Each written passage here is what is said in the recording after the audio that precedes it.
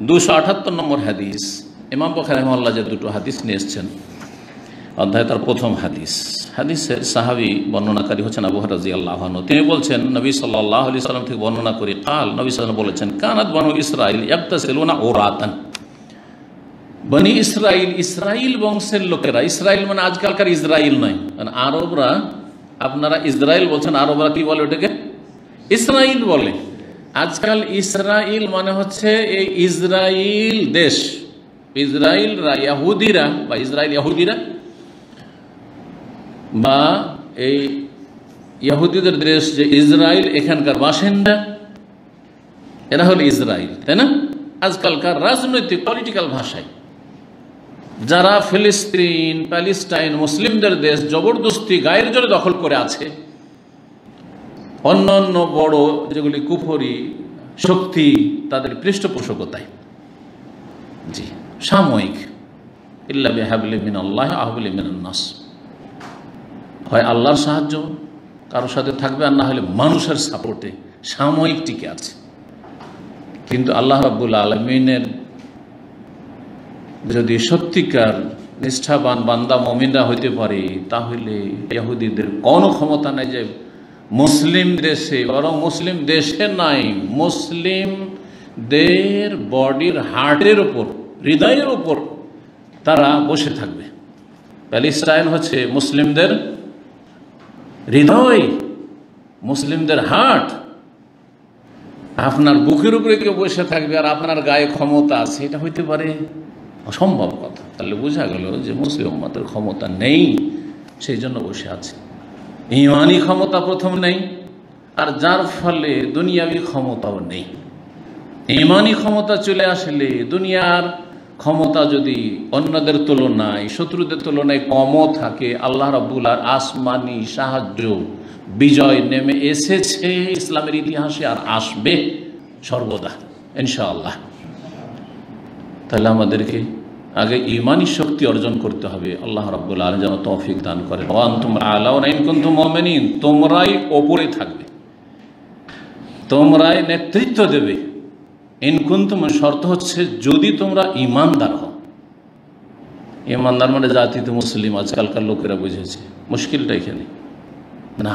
ঈমানদার মানে শিরক মুক্ত ঈমান, কুফরি মুক্ত ঈমান, মাজার পূজা মুক্ত ঈমান, পীর পূজা মুক্ত ঈমান, নাস্তিকতা মুক্ত ঈমান, সেকুলার মুক্ত ঈমান। জি, সমস্ত রকমের যেগুলো কুফরি পথ আর মত আর মতবাদ আছে সেগুলি মুক্ত ঈমান, মুনাফিকি মুক্ত, কপটতা মুক্ত ঈমান, জি, বিদআত মুক্ত ঈমান।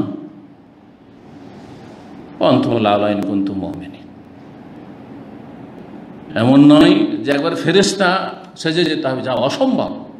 মানুষ কখনো ফেরেশতা হয়ে যাবে সবাই, অসম্ভব। এটা দোষ ত্রুটি থাকবে, কিন্তু শিরকের দোষ না থাকে, কুফরি দোষ না থাকে, মুনাফিকি না থাকে, বিদআত ধর্মের নামে ধর্ম ব্যবসা না থাকে, বিভিন্ন মানব জীবনে, ব্যক্তি জীবনে, পারিবারিক জীবনে যেসব ভুল ভ্রান্তি হয় এগুলি কিছু লোকের মধ্যে থাকবে, অনেকগুলো তাতে মুক্ত থাকবে। সাগীরা থাকবে কিন্তু কাবিরা থাকবে না, কাবিরা হইলে সাথে সাথে তওবা করে সংশোধন করবে। এই গুণগুলি যদি তৈরি হয়ে যায় তো তারাই হচ্ছে আল্লাহর ওপরে থাকবে। আল্লাহ বলছে, জি, এটা হচ্ছে ঈমানদার হওয়া সত্যিকার অর্থে। বনি ইসরাইল হাদিসের ভাষায়, কোরআনে কারীমের ভাষা বনি ইসরাইল, কোরআনে কারীমে বহু জায়গায় রয়েছে। ইয়া বনি ইসরাইল, ইয়া বনি ইসরাইল উযকুরু নি'মাতি আল্লাতী আন'আমতু আলাইকুম, আছে না কোরআনে কারীমে? ইয়া বনি ইসরাইল ইন্নী রাসূলুল্লাহ ইলাইকুম, হে ইসরাইলের হ্যাঁ বংশধর, ঈসা আলাইহিস সালাম বলছেন ইন্নী রাসূলুল্লাহ ইলাইকুম, আমি তোমাদের জন্য রাসূল হয়ে এসেছি। মূসা আলাইহিস সালাম ইয়া বনি ইসরাইল বলে সম্বোধন করেছেন, আল্লাহ রাব্বুল কোরআনে কারীমে সম্বোধন করেছেন। তো এই বনি ইসরাইল, ইসরাইলের বংশধর মানে কি? কি যে বলবে একজন, যে বলবে, হ্যাঁ, কার বংশ? ইয়াকুব আলাইহিস সালামের দ্বিতীয় নাম, অপর নাম ছিল ইসরাইল। ইসরাইল, ইয়াকুব আলাইহিস সালাম কার ছেলে? ইসহাক আলাইহিস সালামের ছেলে। ইসহাক আলাইহিস সালাম কার ছেলে? ইব্রাহিম আলাইহিস সালামের ছেলে। তাহলে ইব্রাহিম আলাইহিস সালামের নাতি, ছেলের ঘরে নাতি, পোতা কে? ইয়াকুব আলাইহিস সালাম। ইয়াকুব আলাইহিস সালামের নাম ছিল, ইয়াকুব আলাইহিস সালাম কার পিতা? কোন নবীর পিতা? ইউসুফ আলাইহিস সালামের। তো ইয়াকুব আলাইহিস সালামের দ্বিতীয় নাম ছিল কি? ইসরাইল। তাহলে বনু ইসরাইল মানে ইয়াকুব আলাইহিস সালামের বংশ থেকে যত বংশ ছড়িয়েছে সবগুলি হচ্ছে বনু ইসরাইল বা বনি ইসরাইল। ইসরাইল ইয়াকুব আলাইহিস সালামের বংশধর। তো ইয়াকুব আলাইহিস সালামের কয় ছেলে ছিলেন? 12 ছেলে। 12 ছেলে থেকে 12টি বংশ হয়েছে। মুসা আলাইহিস সালামের জামানায় বিশাল বিশাল গোত্র বংশ হয়েছে এক এক ছেলে থেকে ইয়াকুব আলাইহিস সালামের। এই জন্য 12টা বংশ। আর এক বংশের আরেক বংশের সাথে কিছুটা অ্যালার্জি থাকে না? আমাদের দেশের গ্রাম অঞ্চলে এগুলো আপনারা উপলব্ধি করেছেন। শহরে কেউ কারো খবর রাখে না। হ্যাঁ, পয়সা টয়সা আছে, গন্ডা আছে, ওগুলো আলাদা বিষয়। কিন্তু এই যে বংশীয় যে দ্বন্দ্ব, এগুলো গ্রাম অঞ্চলে, এই ফিতনাগুলো, এই সমস্যাগুলো, তো তাদের মধ্যে একটু এরকম ছিল, যার ফলে কেউ কারো পানির ঘাটে নামবেন না, হ্যাঁ, কেউ কারো রাস্তায় যাবে না। তো আল্লাহ রাব্বুল আলামিন কি করেছে তাদের জন্য? হ্যাঁ, পানির দরকার। এখন ঐতিহ্যের ময়দানে চলে গেছে, সে বাহারে আমার লোহিত সাগর পার হয়ে, বাহারে কুলজুম পার হয়ে আল্লাহ রাব্বুল আলামিন ফেরাউনের জুলুম থেকে তাদেরকে পরিত্রাণ দিয়েছেন। আচ্ছা, এরা তো ছিলেন প্যালেস্টাইনের লোক। ইব্রাহিম আলাইহিস সালাম যে ইসহাক আলাইহিস সালামকে নিয়ে আর সারা তার মাকে নিয়েছিলেন, তাদের বাড়ি কোথায় ছিল? ইব্রাহিম আলাইহিস সালামের আসল বাড়ি কোথায় ছিল দেখি একটু। ইরাক থেকে হিজরত করলেন যখন বাপ আজর শিরকুফুরি, গোটা দেশ শিরকুফুরিতে ডুবে আছে, মানতে রাজি না। হিজরত করলেন তিনি তার স্ত্রী সারাকে নিয়ে, আর সাথে একটা ভাইপো ভাতিজা লুতকে নিয়ে, এই 3 জনের কাফেলা কোথায় চলে গেলেন? প্যালেস্টাইন, মোবারক জমিনে। সেখানে গিয়ে যে ইব্রাহিম আলাইহিস সালাম বসবাস শুরু করলেন। ছেলে হয় না, ছেলে হলো ইসমাইল আলাইহিস সালাম। ছেলে হলো, আল্লাহ পরীক্ষা করলেন। এই ছেলেকে ইসমাইল আর ওর মা ছিল হাজার, আর এক স্ত্রী। তাদেরকে দিয়ে আল্লাহ আবাদ করতে চাইলেন মক্কা। এখানে আল্লাহ পৌঁছিয়ে দিলেন, যাও ওখানে রেখে এসো। ফিরে চলে গেলেন কোথায়? আবার ফিলিস্তিনে। হ্যাঁ, যে সারা স্ত্রী আছে, আসল স্ত্রী আছে, ওই স্ত্রী তো ওটা ছিল দাসী। জি হ্যাঁ, হাজার, ইসমাইল আলাইহিস সালাম মা। তো 203 যখন মিল হচ্ছিল না, আল্লাহ রাব্বুল আলামিন একটু দূরে রাখতে চাইলেন, সম্পর্ক ভালো থাকে, দূরে থাকে সম্পর্ক ভালো থাকে খুব বেশি। এই জন্য বন্ধুদের সাথে অত ঘাঁটাঘাঁটি করলে সম্পর্ক খারাপ হয়। হ্যাঁ, স্ত্রীর সাথে লকডাউনের জামানাতে বেশি ঝগড়া বিবাদ হচ্ছে, কিন্তু খবর রাখেন কিনা? সারা বিশ্বের খবর বলছি আমি তো দুনিয়ার খবর রাখি, কথা বলছেন।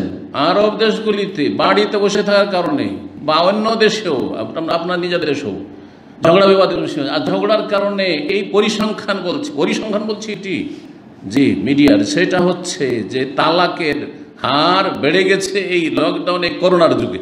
অথচ আল্লাহ রাজা বালা মুসিবত, এতে তার মানুষের কান্নাকাটি করা উচিত, তালাক কম হওয়া উচিত ছিল, তালাক আরও বেড়ে গেছে। কারণ বেশি সময় থাকলে ঝগড়া হওয়ার সম্ভাবনা বেশি। আর আসলো সারাদিন কাজকাম করছে, বাইরে ঘোরাফেরা করছে, আর আসলো মেহমানের মতো। যখন আসলো ক্লান্তি, আসলো খাওয়া দাওয়া করলো, এক আধ ঘন্টা গল্প করার কেউ সুযোগ পাচ্ছে, কেউ পাচ্ছে, আর দিল একবারে লম্বা টানে ঘুম। আর তারপর উঠে সকালে আবার ছুটলো, যে ব্যস্ততার জীবন আজকাল। তাহলে আর ঝগড়া হবে কখন? কথা বোঝা গেছে না? কি বলছিলাম? তো সুবহানাল্লাহ, আল্লাহর হিকমত। আমি যেটা বলতে চাইছি যে এই লোহিত সাগর, বাহারে আমার যেটা না, বাহারে কুলজুম, সেটা এইটা পার হওয়া কোত্থেকে আসলো? ফিলিস্তিনে ছিলেন তারা। ফিলিস্তিন থেকে মেসর কোথায় কীভাবে পৌঁছিলেন? হ্যাঁ, ইউসুফ আলাইহিস সালামকে আল্লাহ যে ওই যে মেসরে পৌঁছে দিয়েছেন, আর মেসরের তিনি শাসন ক্ষমতা পেয়েছেন, সেখানকার অর্থ দপ্তরের নেতৃত্ব পেয়েছেন। তো আল্লাহ রাব্বুল আলামিন যখন তাকে সেখানে নেতৃত্ব দিলেন, যে ভাইয়েরা জুলুম অত্যাচার করেছিল তাদেরকে আল্লাহ সেখানে পৌঁছিয়ে দিল। হ্যাঁ, লম্বা কেসা রয়েছে, সেদিকে যাচ্ছেন।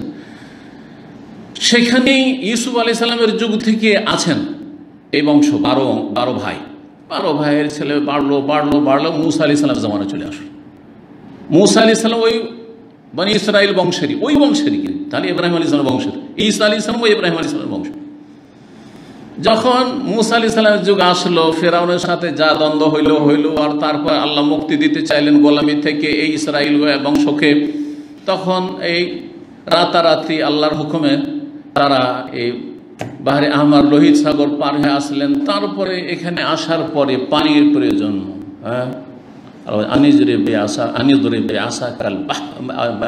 আসাকাল হাজার, বাহার এক তো রাস্তার জন্য, রাস্তা তৈরি করার জন্য।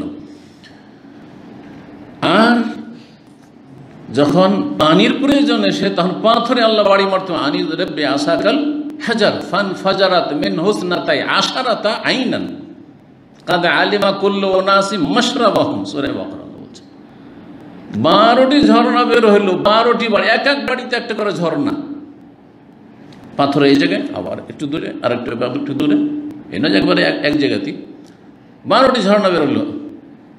আর ফান ফাজারাত মিন হুসনাত আশারা আইনান কাদ আলিমা কুল্লু উনাসি মাশরাব। প্রত্যেক ব্যক্তি জেনে নিল যে কোনখান থেকে তাকে পান করতে, মানে আমার বংশের কোনটা ঝর্ণা। তাহলে প্রত্যেক বংশে এক একটা করে ঝর্ণা।